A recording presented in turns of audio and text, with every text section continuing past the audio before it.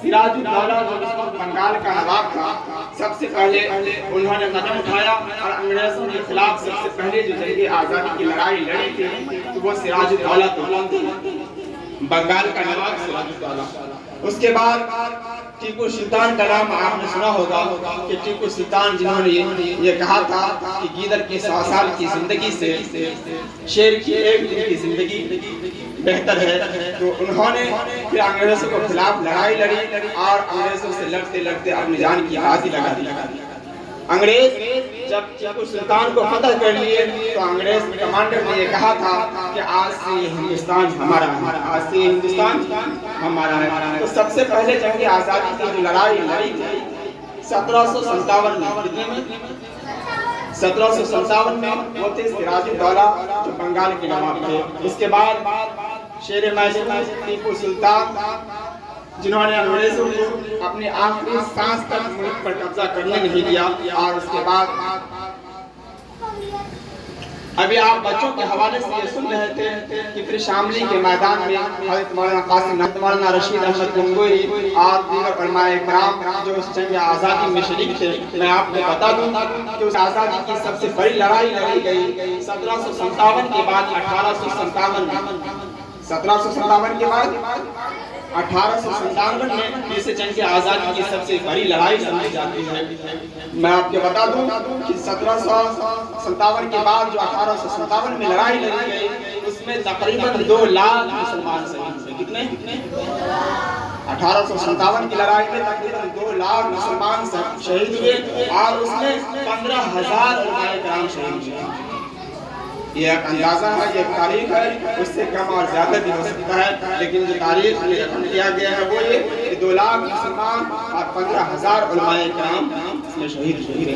آپ اندازہ لگا سکتے ہیں کہ اس وقت کی آبادی بھی کم تھی، لیکن اس وقت جو علماء کرام اور مسلمانوں نے قربانیاں دی تھی، یقیناً ان کی قربانی قابل یاد و تحسین ہے۔ ہمیں انہیں دعاؤں میں بھی یاد رکھیں اور ان کی قربانیوں کو یاد بھی کریں اور ان کی تاریخ کو پڑھیں بھی، تب جا کر کے ہمیں اپنے اسلاف کی قربانیوں اور ان کے ہمت و حوصلے سے سبق مل سکتا ہے، اور آنے والے جو ملک کے حالات ہیں ہمیں اپنے بزرگان دین علماء کرام کی ان قربانیوں سے سبق لے کر کے آگے بڑھنا ہوگا۔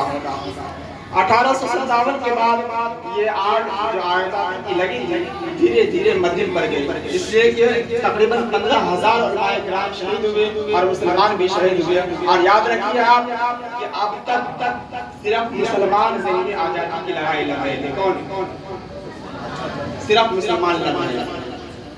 اس کے بعد بھی چھوٹی چھوٹی لڑائیاں بیچ میں ہوتی رہی جس سے مسلمانوں نے لڑا۔ اس کے بعد تقریباً 1870 کے آس پاس میں پھر جا کر کے اس میں دوسرے قوم کے لوگ بھی ساتھ میں آنے لگے۔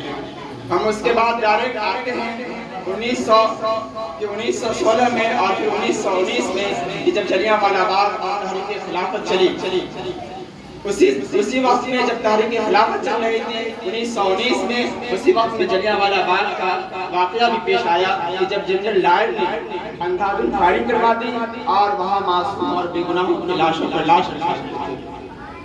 جلیانوالہ باغ ہمارے ہندوستان میں ہی امرتسر میں ہے، کبھی موقع ملے تو ہم سبوں کو وہاں جانا چاہیے، اور آج بھی وہ جگہ موجود ہے جس سے ہم اپنی حقیقت حاصل کر سکتے ہیں۔ 1919 کے اس سانحہ عظیم نے ہندوستانیوں کی دل کو دہلا دیا۔ ہر چہار جانب سے انقلاب زندہ باد اور ہندوستان زندہ باد کے نعرے گونجنے لگے۔ لوگوں کے دلوں میں انقلاب آزادی کی آگ لگ گئی تھی۔ لوگ یہ نعرہ لگا رہے تھے اس وقت کہ نوجوانوں اٹھو، ملک کے جالوں کو جگا دو، کافی وکٹوریا کا در و دیوار ہلا دو، جس جا بھی نظر آئے انگلینڈ کا جھنڈا جوتے سے مسل کر اسے آگ لگا دو۔ اس طرح کے نعرے اس وقت بلند ہو رہے ہیں۔ جب ہندوستانیوں کے اوپر ظلم و تشدد اور ظلم و بربریت کی انتہا ہو گئی، پھر لوگ ایک ساتھ مل کر اب یہاں سے جو قدم آگے بڑھتا ہے، اب یہاں سے مہاتما گاندھی اور ہم ہندو مسلم ایک ساتھ ہو کر یہاں سے جنگ آزادی کی لڑائی شروع ہوتی ہے۔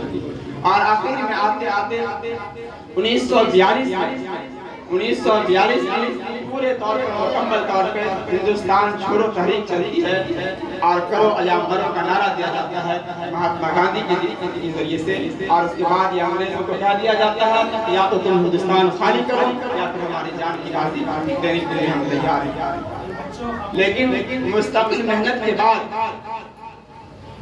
اتنی ساری قربانیاں دینے کے بعد، پھر جب 1942 سے لے کر 1947 تک یہ خاموشی کے ساتھ لڑائی چلتی رہی، آخر میں جا کر 15 اگست 1947 کو ہمارا یہ ملک آزاد ہوا۔ اس ملک کی آزادی کے بعد پھر یہی سفر یہاں ختم نہیں ہوتا ہے، اس کے بعد یہ ضرورت تھی کہ ہمارے ملک میں ایک قانون ہو، ایک آئین ہو جس کے ذریعے سے ہم اپنے اس ملک کو چلا سکیں۔